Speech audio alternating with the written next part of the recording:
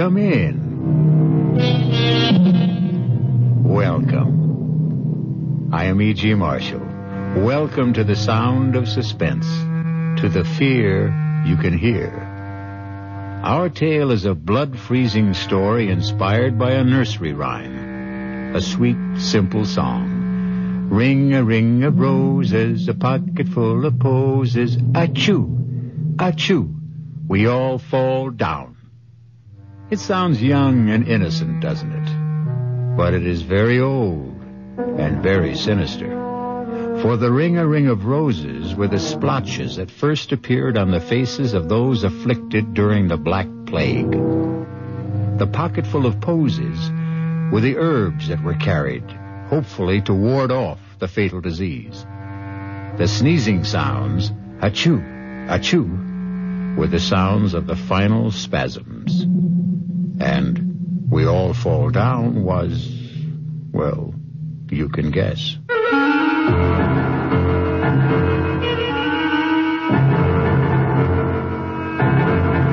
Our mystery drama, A Ring of Roses, was written especially for the Radio Mystery Theater by S.J. Wilson and stars Glynis O'Connor.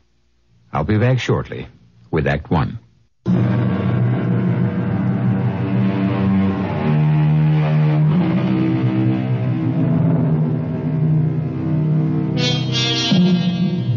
Science has brought most plagues under control, but not so those other epidemics of the past, those that plague us with their unseen, unknown, and unexpected terrors. And such is the tale of terror you are about to hear.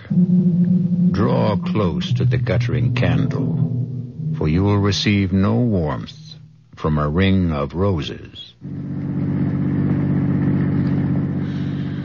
You know, George, I've heard about this place so often from Helena. I'm just dying to see her home. And I'm anxious to meet your friend Helena. Oh, I'm sure you'll like her. But will she like me? Taking her best friend away from her. Come on, George. You know you're irresistible. Why do you think I'm going to marry you? Well, for one thing, my beautiful, exquisite, enormous pots of money. Oh, George, wait. Look, Laurie, stop. get your hands off the wheel. What do you think you're trying to do? But we passed it. It's the sign to the house. Back there. Laurie, I never want you to do that again. I'm not going to let missing a sign risk your getting hurt. You understand? I'm sorry. I shouldn't have grabbed the wheel that way. All right, forget it. But please, never again, ever. And that is supposed to be the sign? Helena warned that we might miss it. Well, why would anyone use a rose-colored stone in a brass oval with no name or any identification on it for a house sign? Well, their name is Roston. And Helena said that generations back when their family first moved to America, it was rose stone. And so they put up a rose stone. Well, if they want people to get that meaning from it, they either enjoy guessing games or, more likely, just want to keep themselves very, very private. Yes. Guess what? As you said, they are very private. Well, I got that impression before we got here. And I also have the feeling that they're not very friendly either. Oh, how can you say that? When Helena's mother especially invited us over because she personally wanted to give us our engagement gift. Yes, and that's pretty peculiar, too. How? How many showers, did your girlfriends give you? 4, right? No, 3. The last one was at dinner. All right, and Helena was invited to every one, but she... I know, George. She didn't turn up for any of them. You know, Laurie, I've never seen you so wound up. What's spinning around in that pretty head of yours? I don't know, but... Well, I am on edge. About what? I guess about meeting Helena's mother. You see, she's so strange. She seems so powerful and so terribly uncompromising. I was trying to change things for Helena, and And then I let her down by becoming engaged to you. Well, now don't tell me you weren't going to marry for poor Helena's sake. Well, at least not until she married first. We were going to share an apartment together in the city. You know what I'm going to do, Laurie? I am going to turn this car right around and head back to the city. This whole trip is more foolish than funny. Oh, no, George. Please don't. A pocket full of posies. Hey, what's that? We all fall. Do you hear something like singing? Ring a ring of roses. Let me open the window. A pocket full It's a woman of singing that old posies. nursery rhyme. Two. We all fall down. But what's that snapping sound? It sounds it's like a piece of leather. It sounds like a whip. George, what are you doing? I'm getting out. Something's happening here that I don't like. Don't open the door. Please don't. We'll go back if you want to. I'll be but right don't... back. Keep the window shut and the doors locked. No, don't leave me, George. I'm coming with you. Wait. Okay, but stay close to me. Ring a ring of roses. Well, it seems to be coming from behind those hedges. You know, it could be just kids playing games. If that voice is coming from a kid, he's using a bullhorn. Let's stop here. We might see through the hedge. Please be careful. Holy Toledo. Look at that. Let me see. That man. The old man with the beard. He's trying to catch the girl with his whip. Well, she's teasing him. She's making fun of him. If he lands that wagon whip on her, he'll split her face open. Look at their clothes, George. They're dressed like settlers. Back in the early 1800s. Yeah. You know, they could be rehearsing a play. If they are, he's lost his mind in his part. That man's going wild with that whip. But she's provoking him. Why doesn't she stop? Hey! Hey, you there! What are you two doing? Oh, George, you shouldn't have done that. And who is it who is ordering me and questioning me? I am. Over here. That's a terrible thing you're doing. Oh, George, please don't go in there. They know we're here. We must meet them. That's a dangerous whip you're using. That young woman can be killed by it. I see by your clothes you are a stranger. And I can also see that you are a kind human who wishes no harm to come to another. But this wench is my daughter. And what I am doing is the true way to gain the obedience of a child who will stray. But what in heaven could she have done to deserve being whipped? I did no harm to no person or to him. I have broken no law of God or man. Strumpet, hold your witch's tongue. Believe me, young woman, when I tell you that she has the demon in her, playing and wenching with the young master who owns this land. While I'm out here working at clearing their forest lands, she's up there in the great house with her enticements and tricks and enchantments. And if it has already come to this, that he has given her a gift for favors promised or already bestowed, the gift of a ring, an already cursed ring. He gave it to me fair and with the holy vow that he will marry me in the month of the next full moon. Marry you, Willie? You who can half fare to read and write? You who are lower than his mother's kitchen scullion? You give me that ring. I won't. I swear by the name and the soul of my sainted mother that you will never get this ring. Then until I do, though it mean your own death, you get the whip. Stop it! Don't! Why can't you be a little more reasonable? She may be telling you the truth. I am. I swear it on my dead mother's Bible I am. Well, then, if you are, why don't you give him the ring and let your young man personally tell your father of his plan? No, he'll do no thing like that. He'll bury the ring in some secret spot and drag me away before the fall of night. For he doesn't want me to marry to no one but to stay with him and clean and cook and wash for the rest of his devil life. As you can see, she's beyond talking of matters with sense and decency. She's been taken up with her planning and scheming to get away from me for the purpose of harlot's gain. And she hardly of marrying. I'll kill you. George! She has an axe! An axe! No. She's going to kill him! Stop! For God's sake, stop! Oh, George, I can't look! He's dead! She killed her own father! What? Where is she? What happened to her? There she is! She's running away! Hey! Hey, come back! Come back! You can't get away! It's you who will never get away. The ring will circle you. George, don't try to catch her. She's like the wind. I'll never get my hands on her. She's almost in the forest. Come back! Come back! We're not going to hurt you! It's you who are going to be hurt. She's disappeared. Even before she got to the forest. But George, look what I found. It's the ring. She dropped the ring. Let me see it. You know what it's like? It's just like the road sign. It's the same shape. The same color stone. It's smaller, but it is just like the road sign. Rose colors. George, we've got to get help. The police, Yes, but someone. where? Well, of course, the house. We've got to get to Helena's house.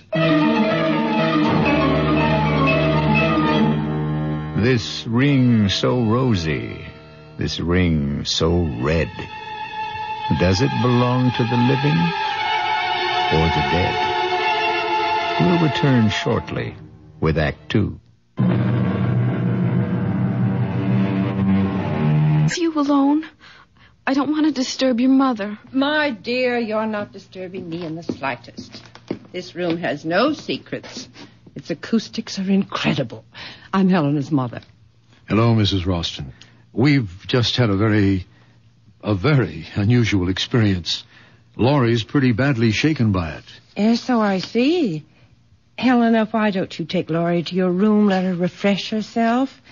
Perhaps Mr. Williamson will tell me something more about what's happened? I think the police should be notified at once. The police? Here? Did you have an accident? Well, not exactly, but we happened to see something that can only be described as gruesome, I guess.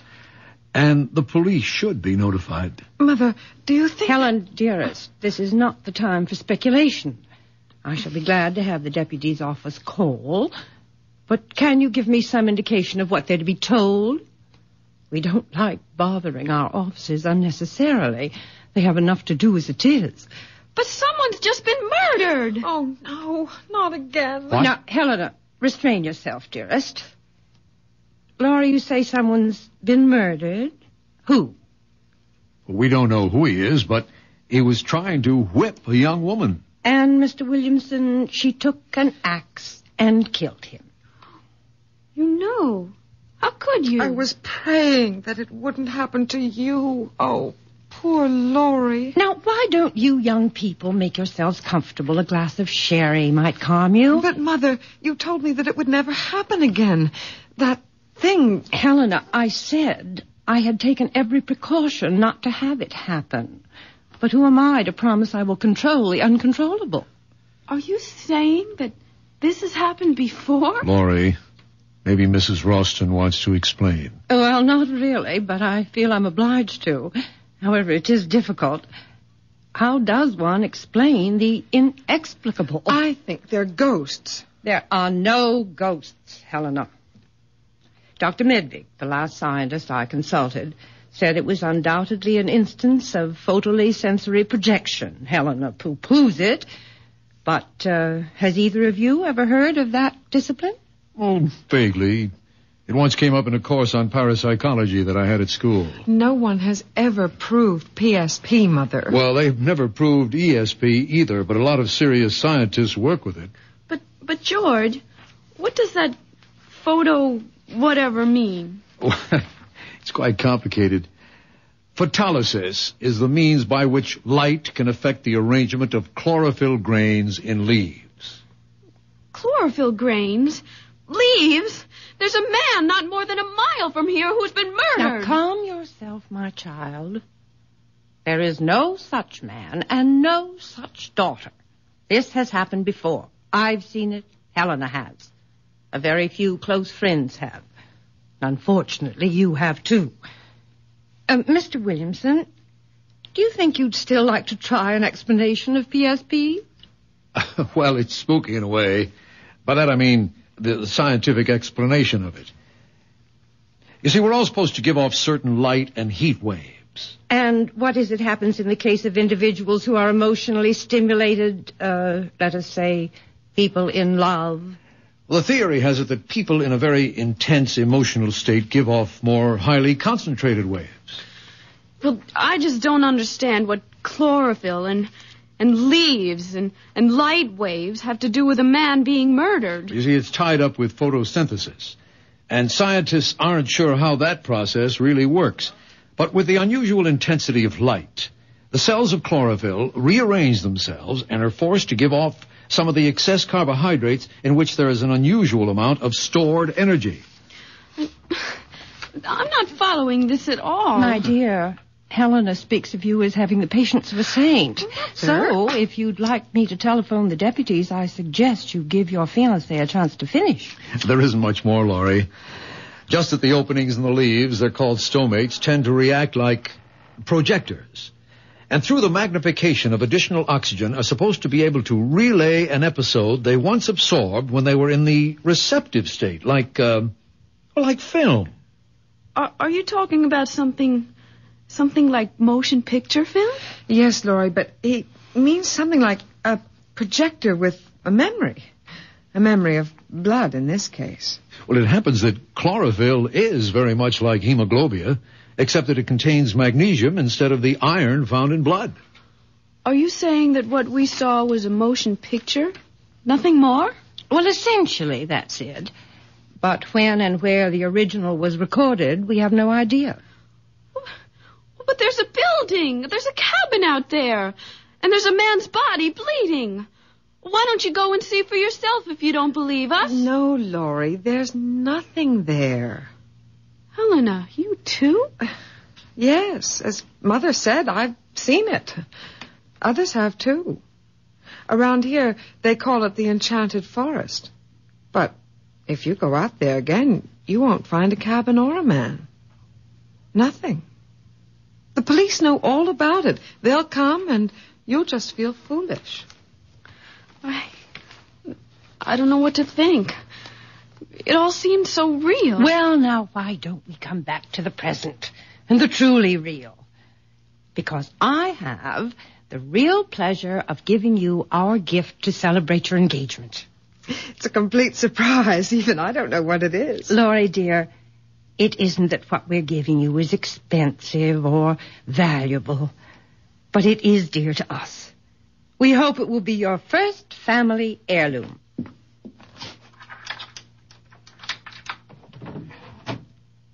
Here it is. No pretty wrapping, but it seems too lovely a box to cover with silly paper. Mother, I've never seen that box before. Well, now, isn't it nice that I can still have some surprises for you? That's a great-looking box, Mrs. Ralston. Those are roses painted on ivory, aren't they? Oh, it's so beautiful. I feel as if I'm depriving you of something very special if I accepted it. Oh, no. Please, take it. It's little enough, and you know what I think that box would be perfect for? It already has its purpose, dear. What I was going to say was that it would be the perfect place to keep a lock of your first baby's hair. Wouldn't it? And I'm afraid it's going to stay empty for some time. Oh, George, we don't know that. Not yet. We will have to find you another container for that when the time comes. This box already has its occupant. You mean there's something inside? Well, look and see. Well, go ahead, Laurie. My heart's beating so loudly. She's been like that all day, so excited. Darling, do you want me to open it? No, I'm all right. Just let me take a deep breath. Oh, no. Hey, that's the same... Laurie? What's wrong? Mother? Oh, it's this music! Give me the box, Laurie. And inside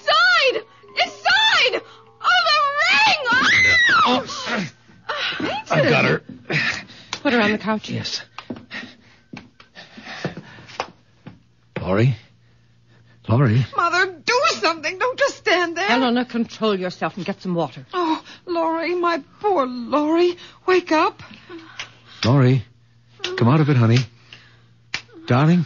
She's trying to open her eyes. Slowly, Laurie. It's me, George. Oh, who?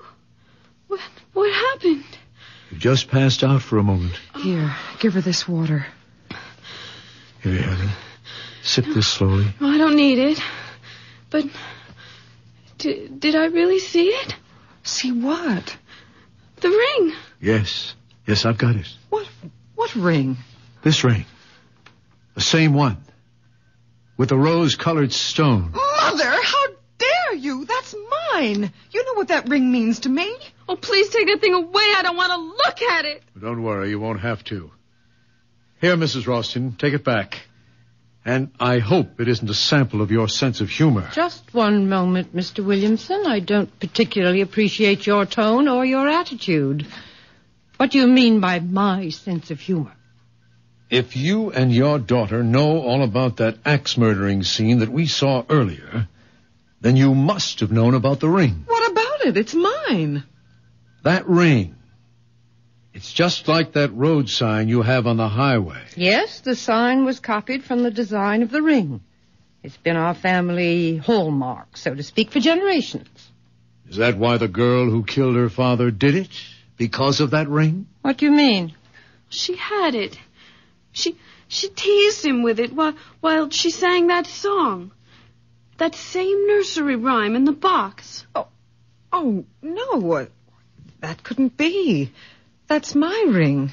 She couldn't have had it. Are you too sure you saw this ring? Well, that girl in the field. She dropped it when she ran away. Then where is it now? Well, George, you had it. What? You sure? I thought you put it into your purse. Well, I'll look. Well, it isn't in any of my pockets. No, and it's not here in my purse. How could it be? There is only one ring, this ring. It's been in the Roston family for generations. It was brought here by a Roston early in the 18th century. And it has always belonged to the oldest child in each family. In which case it would be your daughter's, since you are a Roston by marriage. Yes, that would be so if it were true. You're not going to tell them? Well, why not? It's time that silly cloud you've been hiding behind was blown away. Don't, Mother. Please, I beg you, don't. Nonsense. I am a Roston. That ring belongs to me. Helena's father died in the Southeast Asian War, shot down even before he knew I was going to have a child. Mother, I hate you for this. I hate you. Helena, don't say that to your own mother. Why not? She's hated me ever since she learned that her father and I had never married.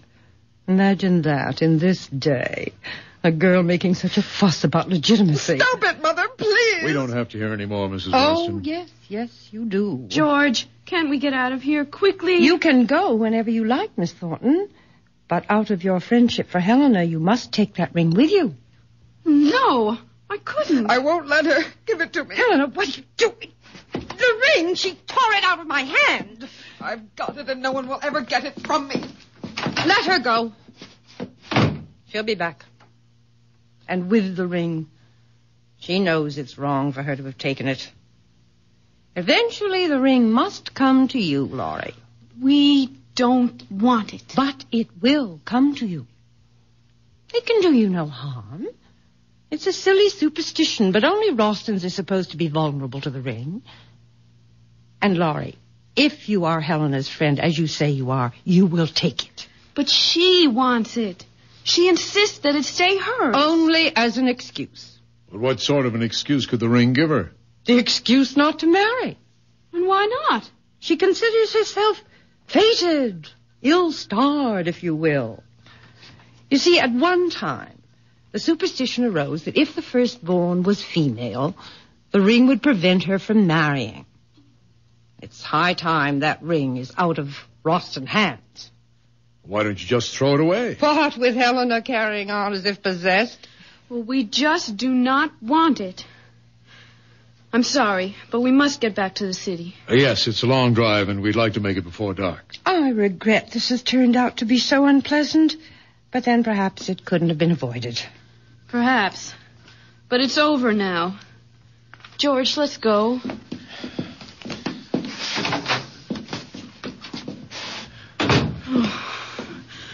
Oh, I can't get away fast enough. I don't know what the speed limit is here, but whatever it is, we'll break it. Helena, I order you to come out of your room at once. At once. Mother, don't hurt her. She is my only friend. The only friend I have in the whole world.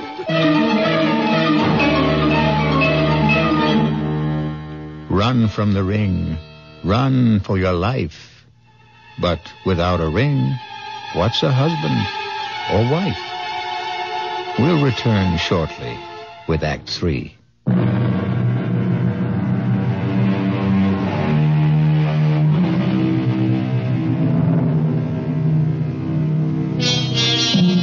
Let us try and penetrate the shrouding darkness of the final act of A Ring of Roses.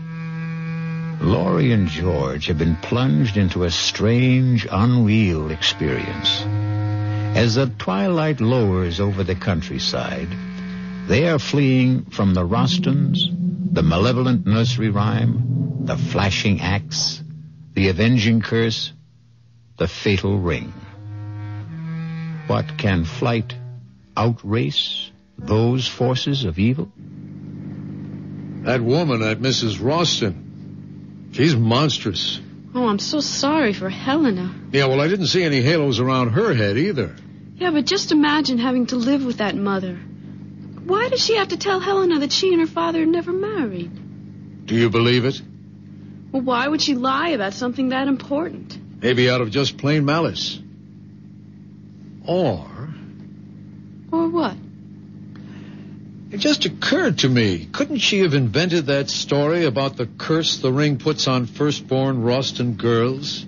Well, to what end? Simple. It'd be a guarantee that she'd never be alone. That she could hold on to her daughter for life. Like the woodcutter. Oh, don't remind me of him. Anyway, I can't see how the ring and whatever it's supposed to do fits. Well, if she made up the business about fate keeping her from marrying Helena's father, now wouldn't that be a kind of evidence, proof for Helena that the curse was real? Well, then why would she give us the ring? Well, I'm only guessing, but couldn't it have been Mrs. Roston's way of telling her daughter that she wouldn't marry even if the ring was off the premises, so to speak? But, George, whatever we think of Mrs. Roston, she's still a mother. And what mother would sentence her daughter to a lifetime of misery? Huh? Look, I'm sorry I got you into this mess. I didn't dream it would be that horrible. Well, you had no way of knowing. Well, looking back, I should have. Helena, always so strange, so withdrawn, so mysterious about herself, her home, and her mother. It should have been a warning. Honey, let's find a happier subject. Such as? Well, let's see. Okay, it's not original, but it'll do. For instance, if and when we have our first baby, would you want a boy or a girl? Oh, don't be corny. Why not? Corn is fine as long as it's... George! George, isn't there someone in the road? Where? Well, look, straight ahead. Oh, yeah, that's a woman. Well, we're not stopping for man or beast or any mixture of the two. There, that should get her off the road. Because if it doesn't, then she may be another bit of PSP and we can drive right through her. Darling, slow down. She's waving at us. George, slow down! No way. If that's a living body and it wants to stay that way, she'll get off the road. Oh, please. She isn't moving from the middle of the road. Damn her teeth, whoever she is. George, you're going to hit her. Laurie, all right? Yeah, I think so. That stupid woman. It's Helena. Yeah. Well, just wave goodbye and we'll get going. Laurie, please, I must speak to you. Tell her you'll phone her on Halloween. Hey, wait, Laurie, don't lower the window. Well, she's in trouble. Better her than you. There can't be any danger in finding out what she wants. Haven't you been through enough? Helena, we're in a hurry. Telephone Laurie tomorrow. No, don't go, please. Let me explain. George, I don't have the heart Wait a minute. Are you sure that's Helena? Well, of course. Her face, it looks so strange. Well, what's strange about her face? Look at her eyes. They're washed out. They're sunken as if she's taken some kind of drug. That's probably because she's been crying. I'm lowering the window. And you're also raising my temper. Well, what do you want me to do? Just wave goodbye and we'll get going. Oh, she's gone to the front of the car now, George. Oh, she does look dreadful. Why not? She is dreadful. I've got to find out what she wants. Just 1 minute. Let me talk to her for just only 1 minute. Okay. 60 seconds. But don't lower the window more than an inch. Helena? Helena, over here. Now, what is it? Oh, thank you, Laurie. If you only knew how miserable I am about what happened today. It was all my fault. You don't have to apologize. It wasn't anybody's fault. Mother had only the best intentions in giving you the ring. Sure she did. Nothing like unloading something on a couple of strangers that isn't yours to give away. But the ring does belong to her mother. Only to be given to her child, which excludes you. Well, that's true, but you see, after me, there won't be any Rostons.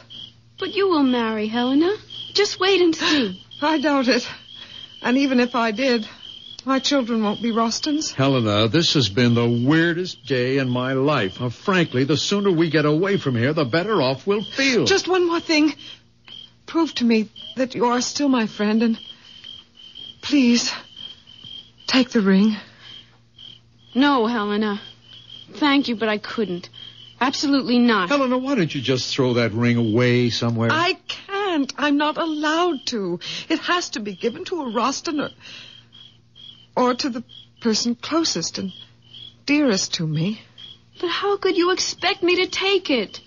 Every time I'd look at it, I would remember that terrible scene in the woods. I swear, the ring has nothing to do with what happened out there. It never has before. This is the first time. And it'll be the last for us. Okay, Helena, stand away from the car. I'm backing out. Laurie, if you don't take the ring, I'll die. I know I'll die. You won't die, Helena. Why should you? Because it will mean that I've lost my only friend and that I'll have no one to turn to, and I'll be stuck here in this prison with my mother. And she'll never let me go. Never. So long, Helena. If I return to the house with the ring, my mother will do something terrible. If you don't take the ring, I'll throw myself in front of the car. I don't care anymore. I don't care. Helena, give me the ring. Oh, you mean you will take it? Oh, Laurie, you've made me so happy. I'm indebted to you forever. Forever.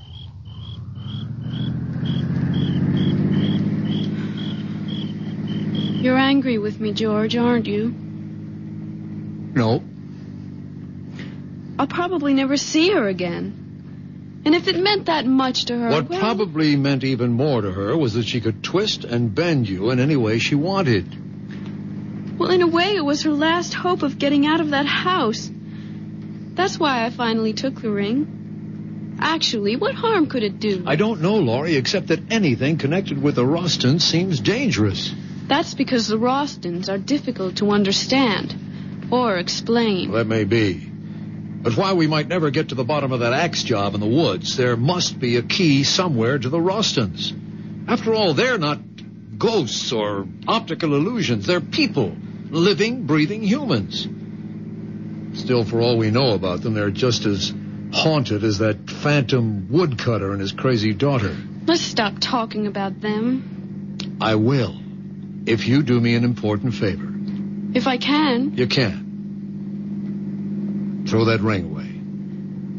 You mean now? Right this second. Open the window and throw it out. But why? Honey, I'd consider it a special favor to me if you got rid of that ring. Well, I have no intention of keeping it. But I don't want to just throw it away. What do you want to do with it? Give it away. To whom? I haven't thought yet. Try thinking about it right now. You sound as if you're ordering me to do it. Actually, I'm begging you, Laurie, begging you to get rid of the damn ring. I said I would. But when? When I find someone to give it to. Someone who would appreciate it. It just doesn't make sense to just throw away something that's probably valuable for just anyone to find or to have it crushed under a car. Say, I know what I could do with it. Drop it, Laurie. It's only going to get us into an argument. No, I'm serious, honestly.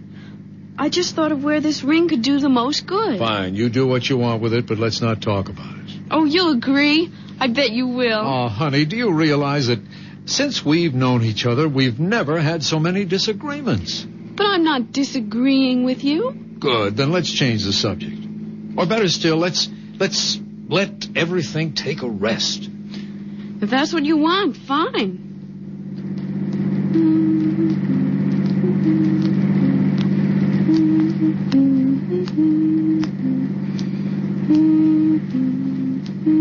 Laurie, what are you doing? Nothing.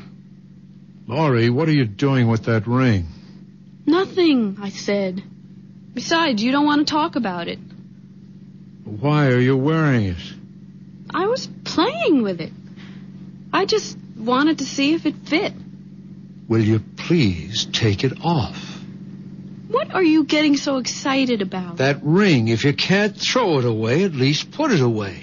You're getting awfully bossy, George. You're doing it only to get a rise out of me. You can forget about it. Because I'm going to give it to that thrift shop around the corner from where I live. Great idea. Now, please take it off. All right. Anything for some peace. Hey, that's funny. What is? The ring's stuck. I'll get it off. You shouldn't have put it on if it was too small. But it wasn't. In fact, it felt too big. Isn't that strange? I can't even twist it. Get the flashlight out of the glove compartment. Now turn it on and hold your finger under the light. There, can you see it? Your finger doesn't look swollen. No, it isn't swollen. But the ring won't budge. George, do you hear something? Hear what? That voice. The singing. Don't you hear it? No, I don't. Wait. Yes, I do. It's that song. Where's it coming from? I don't know. It seems to be surrounding us. I'll turn the bright lights on. You keep trying to get that ring off. I am trying, but it's as if it's cemented to my finger. And that singing. It's the same as the girls in the forest. Get rid of the flash and give me your hand. What for? Maybe I can get it off. Well, you can't. You're driving. There's no traffic, Laurie. I can manage the wheel with one hand. Why don't we wait till we get to a gas station? Then I can get it off with a little soap. Come on, give me your hand. All right. No, wait. I can't. Why not? Oh, I just can't, George. Laurie, you're about to drive me out of my head. Why can't you give me your hand? Because I remembered something. What, for heaven's sake? What, Laurie? Well, what Helena said back there. When she wanted me to take the ring. She said a lot of hysterical things. That if she couldn't give the ring to a Roston, it would have to be to a person nearest and dearest to her. Oh, Helena's all whacked up. Now give me your hand, Laurie. But what if it's true? Oh, that voice, that terrible voice. Why doesn't it stop? Laurie, please give me your hand. No. Because if you can get it off, then you'll be stuck with it. Who cares? I don't want anything to happen to you. Not for anything. George, look straight ahead. Oh, it's them, the two of them, the old man and the girl. He's got an axe. I'm stopping the car. No, don't. Go around them. Throw them. Run them down. Kill them. Do anything, The brakes George. aren't working. George, we're practically on top of them. Laurie, for the last time, give me your hand. The ring can't harm him. No!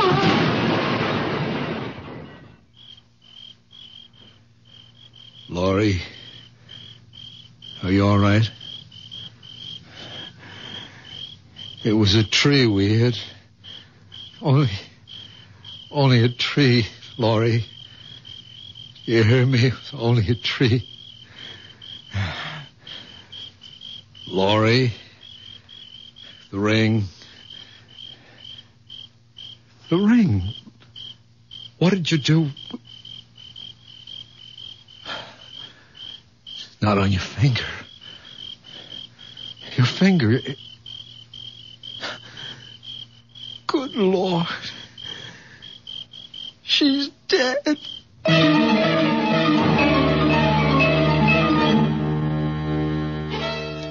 So you gave Laurie the ring, Helena.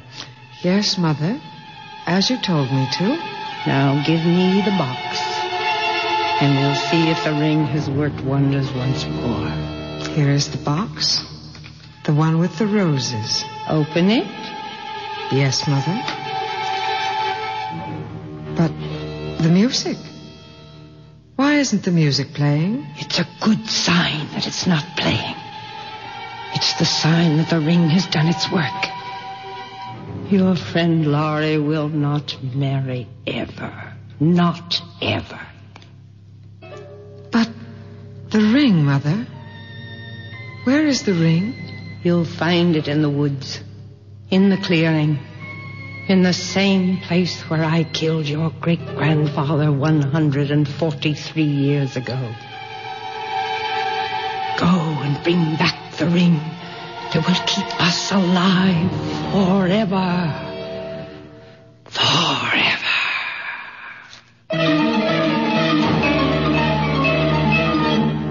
Forever, you ghosts.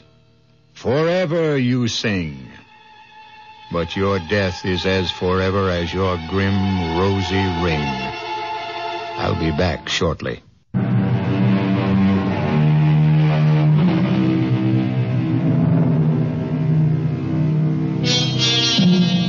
Let us end our tale of a ring of roses. For as we also know, roses are red, roses are blue. But the rose of death is meant for who? Our cast included Glynis O'Connor, George Petrie, Sidney Walker, Elspeth Eric, Holland Taylor, and Carol Hilliard. The entire production was under the direction of Hyman Brown. This is E.G. Marshall inviting you to return to our Mystery Theater for another adventure in the macabre. Until next time, pleasant dreams.